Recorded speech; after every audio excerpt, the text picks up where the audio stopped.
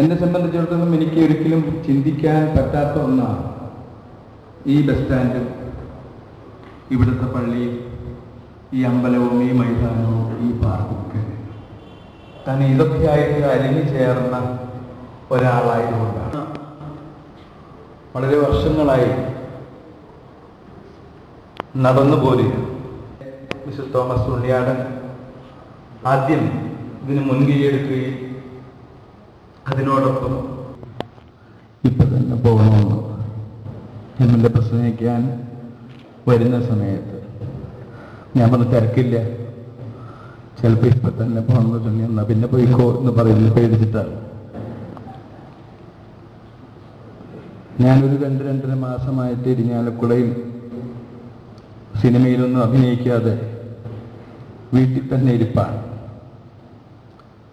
എന്ന് ചോദിച്ചാൽ പ്രത്യേക കാര്യകാരണങ്ങളൊന്നുമില്ല. എല്ലാ വർഷവും അതുപോലെ ഇരിക്കാറുണ്ട്, അതുപോലെ ഇരുന്നു എന്ന് മാത്രമേ ഉള്ളൂ. എന്തായാലും ഈ സമയത്ത് ഇങ്ങനെ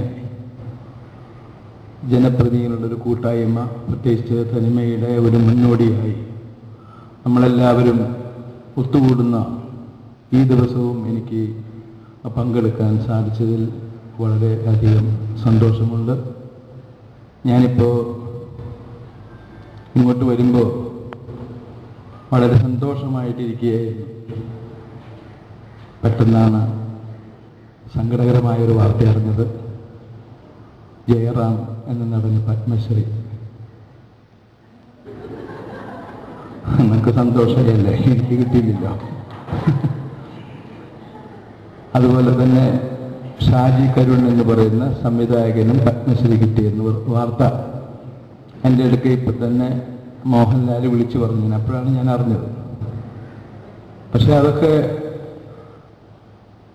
കേൾക്കുമ്പോൾ നമ്മുടെ കൂട്ടത്തിലുള്ള ഒരാൾക്ക്, ഒരു നടന്, അയാളുടെ അച്ഛനായിട്ട് ഞാൻ ഒരുപാട് പടങ്ങളിൽ അഭിനയിച്ചിട്ടുള്ള ആളാണ്.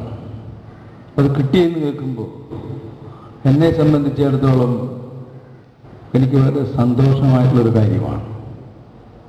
ഞാനിത് പറഞ്ഞു വന്നത്, ഈ ഇരിങ്ങാലക്കുട എന്ന് പറയുന്ന സ്ഥലത്ത് ഒരു കാലഘട്ടത്തിൽ ജയചന്ദ്രൻ എന്ന് പറയുന്ന പാട്ടുകാരൻ ഇവിടുത്തെ സാധാരണ സ്കൂൾ യൂത്ത് ഫെസ്റ്റിവലിനും ഡിസ്ട്രിക്ട് യൂത്ത് ഫെസ്റ്റിവലിനൊക്കെ പാടുമ്പോൾ, അല്ലെങ്കിൽ ആനിവേഴ്സറിക്കൊക്കെ പാടുമ്പോൾ ആ പാട്ടെല്ലാം കേൾക്കാൻ ഞാനും അവിടെ വന്നിരിക്കാറുണ്ട്.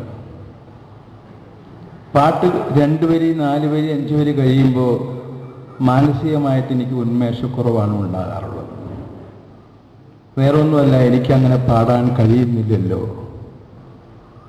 മറ്റുള്ളവരും വേണം ഈ ജയചന്ദ്രൻ സ്റ്റേജിലേക്ക് വരുമ്പോൾ ഈശ്വര ജയക്കുട്ടം വരുന്നു, ജയക്കുട്ടം വരുന്നു. ഞാൻ വരുമ്പോൾ ഒരു അനക്കമില്ല, ഒന്നുമില്ല. അപ്പം ഇതൊക്കെ ആ സമയത്ത് എനിക്ക് അതുപോലെ തന്നെയാണ് എൻ്റെ മനസ്സ് ഇന്നും ആയിരുന്നെങ്കിൽ എനിക്കൊരു പക്ഷേ ജയറാമിന് പത്മശ്രീ കിട്ടി എന്ന് പറയുമ്പോൾ എനിക്കൊരു പക്ഷെ സന്തോഷമുണ്ടാകാൻ സാധ്യതയില്ല. പക്ഷേ കാലങ്ങൾ കഴിഞ്ഞു, നമ്മൾ വളർന്നു വലുതായി, നമ്മുടെ മനസ്സും അതുപോലെ തന്നെ വളരണം എന്നാണ് ഞാൻ പറഞ്ഞു വരുന്നതിൻ്റെ അർത്ഥം. ഒരിക്കലും ഇരിഞ്ഞാലക്കുടയിൽ നിന്ന് വേറൊരു നടൻ എന്നെക്കാളും നന്നായി ഉണ്ടാവരുത് എന്ന് ഞാൻ ആഗ്രഹിച്ചിട്ടില്ല. എപ്പോഴും ഇരിഞ്ഞാലക്കുട എന്ന് പറയുമ്പോൾ എനിക്ക് അഭിമാനമാണ്. ഒരുപാട് കലാകാരന്മാർ ഉണ്ടായിരുന്ന രാജ്യമാണ്, നാടാണ്. അല്ലെങ്കിൽ 2 പ്രാവശ്യം നാഷണൽ അവാർഡ് കിട്ടിയ ജയചന്ദ്രൻ ഈ നാട്ടിലാണ് അദ്ദേഹം ഉണ്ടായിരുന്നത്. അദ്ദേഹം ഈ നാട്ടിൽ നിന്ന് വേറൊരു സ്ഥലത്ത് പോയി താമസിക്കുന്നു എന്ന് പറഞ്ഞപ്പോൾ മനസ്സുകൊണ്ട് വേദനിച്ച ആളാണ് ഞാൻ. അപ്പം നമുക്ക് ഈ നാടുമായിട്ടുള്ള ബന്ധം, ഈ നാടിൻ്റെ ഒരു പ്രത്യേകത എല്ലാ നാട്ടിലും ഉണ്ടോ എന്ന് എനിക്കറിയാൻ പാടില്ല. എന്തായാലും നമ്മുടെ നാടിൻ്റെ ഒരു പ്രത്യേകത, ഇവിടെ നിന്ന് ആരെങ്കിലും നന്നായി നല്ല മിടുക്കനായി വരികയാണെങ്കിൽ അവരെ അനുമോദിക്കാൻ നമ്മുടെ നാട്ടിലുള്ള ആളുകൾ പിശുക്ക് കാണിക്കാറില്ല. പല സ്ഥലത്തും മാനസികമായി അതിനെ തളർത്താനാണ് നോക്കാറുള്ളത്. അപ്പം എന്തായാലും അതുകൊണ്ട് പലരും സ്വന്തം നാട് വിട്ട്, ഞങ്ങളുടെ കൂട്ടത്തിലുള്ളവരെ പറ്റി മാത്രമല്ല പല വിഭാഗത്തിൽപ്പെട്ടവരും